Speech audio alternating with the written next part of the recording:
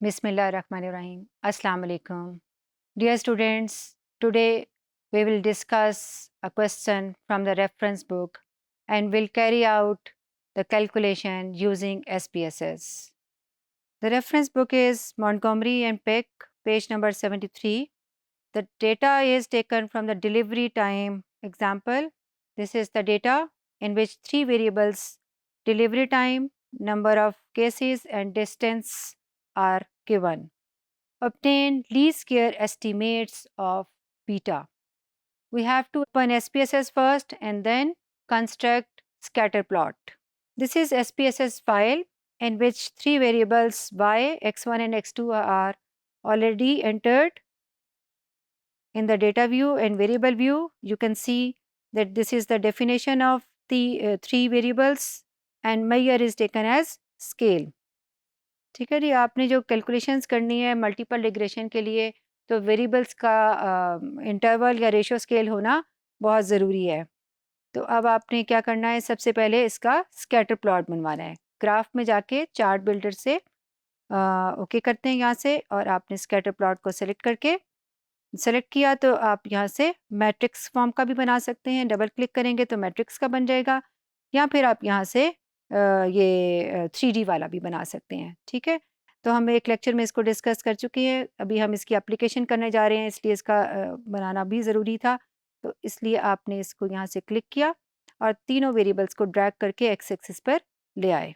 ठीक है, उसके बाद आपने इसको यहाँ से ओके कर दिया तो आपका ये स्कैटर प्लॉट जो है वो यहाँ पे कंस्ट्रक्ट हो गया है। और आपने रिलेशनशिप एजम्पशंस को देख लिया यहाँ से कि डिपेंडेंट और इंडिपेंडेंट के रिलेशनशिप्स किस तरह से हैं। तो अब आप देखिए कि डिपेंडेंट और इंडिपेंडेंट का रिलेशनशिप जो है वो स्ट्रांग है। वाई का x1 के साथ भी स्ट्रांग है और x2 के साथ बहुत स्ट्रांग तो नहीं है, बस मॉडरेट सा है, लेकिन आप इसको भी शामिल करेंगे। ठीक है, इसके बाद आपने एनालाइज में जाना है और लीस्ट स्क्वायर एस्टिमेट्स इसमें फाइंड आउट करने जा रहे हैं हम, beta not, beta 1 and beta 2। तो आपने रिग्रेशन और लीनियर।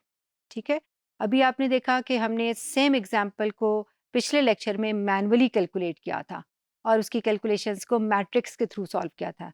अब हम सेम एग्जाम्पल जो है वो SPSS के थ्रू कर रहे हैं और देखें कि उनके रिजल्ट्स किस तरह से आते हैं। ठीक है, डिपेंडेंट में आपने इस तरह से वाई वेरिएबल को चूज़ कर दिया और इंडिपेंडेंट में ड्रैग करके x1 और x2 को चूज़ कर लिया। स्टैटिस्टिक्स को क्लिक करने की ज़रूरत नहीं है और प्लॉट्स वैसे तो एक्स्ट्रा कोई भी काम नहीं करना, सिर्फ लीस्ट स्क्वायर एस्टिमेट्स आपको चाहिए, कोई आपको स्टैंडर्ड एरर कैलकुलेट नहीं करना, तो बस हम यहीं से जस्ट ओके कर देंगे। ठीक है, जब मिनिमम आपका रिग्रेशन फिर कंडक्ट होता है तो आपको मॉडल समरी मिलती है। ठीक है, और मॉडल समरी के साथ आपको अनोवा मिलेगा और कोफिशिएंट्स का टेबल। तो मॉडल समरी जो है वो आपको आर स्क्वायर देती है और स्टैंडर्ड एरर। तो आर स्क्वायर इसका कितना आ रहा है, 0.99, quite high. In 99% variation in y can be studied through x1 and x2। और उसके बाद आप अनोवा देखिए तो आपकी p वैल्यू जो है अनोवा में रिग्रेशन के कॉरेस्पॉन्डिंग वो 0 आ रही है, which shows that your regression is significant, it has an importance, इसकी कोई अप्लाई करना ज़रूरी था। अच्छा, उसके बाद है मॉडल के कोफिशिएंट्स। अब आप देखिए पहला आपका कोफिशिएंट आ गया इसमें 20.414 और 2.025। तो आपने जो मैनुअली कैलकुलेट किए हैं उससे भी इस तरह के ही रिजल्ट आएंगे। आपने इसके बाद नेक्स्ट जो करना है वो इम्पॉर्टेंट काम ये करना है कि सिग्निफिकेंट में जाकर इसकी वैल्यू को देखना है। सिग्निफिकेंट में इनकी तीनों की वैल्यूज़ आपके पास 0 आ रही हैं। इसका मतलब है कि beta not should exist in the model. तो आपका p लेस देन अल्फा है, जो कि ये शो करता है कि हाइपोथेसिस में है beta not is equal to 0, वो रिजेक्ट कर रहे हैं, क्योंकि बीटा नॉट को 0 नहीं होना चाहिए, उसको कोई न्यूमेरिक वैल्यू होना चाहिए। तो ये आपकी p वैल्यू ये बताती है कि हम उस हाइपोथेसिस को रिजेक्ट कर रहे हैं जिसमें इसको 0 कंसिडर किया गया है। तो तीनों हाइपोथेसिस में आपको बीटा नॉट, बीटा 1 और बीटा 2, इन तीनों का 0 होना जो है वो रिजेक्ट हो रहा है, बल्कि ये बता रहा है कि इनको other than 0 any numeric value must be there. तो आप देखिए कि तीनों की वैल्यूज़ जो हैं वो आपके सामने एग्जिस्ट कर रही हैं। तो यहाँ से आप इस तरह से इसकी मॉडल की स्टडी करेंगे। तो पहले आपने स्कैटर प्लॉट बनवाना है जो कि मैट्रिक्स फॉर्म का होगा। मल्टीपल रिग्रेशन में आपने मैट्रिक्स फॉर्म का जब स्कैटर प्लॉट बना देंगे तो आपको रिलेशन की स्टडी भी उसके थ्रू ही कर सकते हैं कि उसमें कितना स्ट्रॉन्ग रिलेशनशिप है, तो कोरिलेशन को अलग से कैलकुलेट करने की ज़रूरत नहीं है और आप उसके बाद सीधा उसमें रिग्रेशन अप्लाई कर देंगे। ठीक है, ये जो आपके डेटा व्यू थे और वेरिएबल व्यू दोनों पैरेलल आ रहे हैं और ये आपका स्कैटर प्लॉट है जो कि आपने इन कमांड्स को रन करने के बाद फाइंड आउट किया और उसके बाद फिर आपने क्या करना है, इसमें रिग्रेशन रन कर लिया और रिग्रेशन रन करने के बाद अच्छा इसमें प्रिडिक्टेड और रेजिड्यूल वैल्यूज़ अगर आपने कैलकुलेट करानी है तो रिग्रेशन में आपने अनस्टैंडर्डाइज वैल्यूज़ को क्लिक करेंगे तो ये लास्ट के 2 कॉलम्स जो आपके पास आ रहे हैं वो आपको मिल जाएंगे। जी स्टूडेंट्स, इस तरह हमने इसको क्लोज करके SPSS फाइल ओपन की, आउटपुट विंडो को क्लोज किया तो आपके सामने ये प्रिडिक्टेड और रेजिड्यूल्स के 2 कॉलम्स जो हैं वो कंस्ट्रक्ट होकर आ रहे हैं।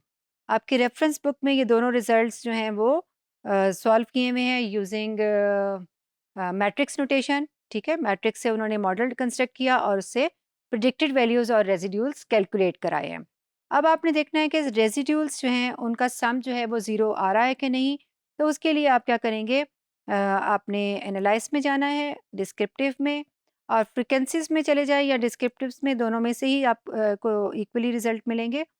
हमने यहाँ से डिस्क्रिप्टिव्स में गए, अनस्टैंडर्डाइज्ड रेजिड्यूल्स को सिलेक्ट किया जिसका सम हमें चाहिए, सिर्फ उसी को सेलेक्ट करना है, हमें इसका सम शो करना है कि it should be equal to 0 और ओके कर दिया। ठीक है जी, ओके करने पे आपके पास एक ही कॉलम एक ही टेबल छोटा सा आया है डिस्क्रिप्टिव्स का और अगर आप देखिए तो उसमें आपको वैल्यूज़ नज़र आ रही हैं कि n वैल्यूज़ 25 हैं, मिनिमम वैल्यू -5 पॉइंट समथिंग है, मैक्सिमम 7.4 समथिंग है और इसका जो मीन है वो 0 आ रहा है। ठीक है, अच्छा हम सम भी देख लेते हैं, मीन तो ज़ाहिर है 0 आ रहा है, हम सम भी देख लेते हैं। एक्चुअली सम 0 था तो मीन भी 0 था। ठीक है, तो इसमें आपने क्या करना है, ऑप्शंस में जाके इसको सम को भी क्लिक कर देना है। बाय डिफ़ॉल्ट मीन क्लिक हुआ हुआ है, तो मीन की इतनी ज़रूरत है, ये हम सम करना चाह रहे हैं, तो सम को चेक बॉक्स करके कंटिन्यू किया एंड देन ओके। तो देखिए आपके पास सम का रिज़ल्ट जो है वो 0.000 आ गया है। तो आपकी रेफ़रेंस बुक में भी ये 2 कॉलम्स जो हैं वो मैनुअली कैलकुलेट किए हुए हैं। आप उसे मैनुअली भी कैलकुलेट कर सकते हैं क्योंकि मॉडल आपके पास आ चुका हुआ है और मॉडल जो है वो आपकी आउटपुट विंडो में एग्ज़िस्ट कर रहा था और आपने उसे ये देखिए, ये मॉडल की वैल्यूज़, ये कोएफ़िशिएंट्स में यहाँ पर मॉडल की वैल्यूज़ दी हुई हैं और यहाँ से आपने मॉडल को लिख लेना है और प्रेडिक्टेड वैल्यूज़ मैनुअली भी कैलकुलेट कर सकते हैं और SPSS के थ्रू भी। और हम इस प्रॉपर्टी को भी वेरीफ़ाई कर लिया कि sum of residuals should be equal to 0। ठीक है जी, तो ये फिटेड वैल्यूज़ और रेज़िड्यूल्स आपके ये 2 कॉलम्स लास्ट में बन गए हैं और आपने ये मॉडल जो है वो इस तरह से यहाँ पर लिख लिया, इन तीनों वैल्यूज़ को इसमें इनकॉर्पोरेट कर दिया। ठीक है, उसके बाद आपने अनोवा में देखा कि आपकी पी वैल्यू जो है वो लेस देन अल्फा है, it means your regression is significant. ठीक है जी, और मॉडल समरी में आपके पास जो आर स्क्वायर का रिजल्ट आया है वो 96% आ गया। तो ये एग्जाम्पल हमने मैनुअली भी सॉल्व करके देख ली और इसको हमने SPSS के थ्रू भी किया। लेकिन इम्पॉर्टेंट बात ये है कि आपने इसमें सबसे पहले एजम्पशंस के लिए स्कैटर प्लॉट बनवाना है लेकिन मैट्रिक्स की फॉर्म में। ठीक है जी, थैंक यू सो मच।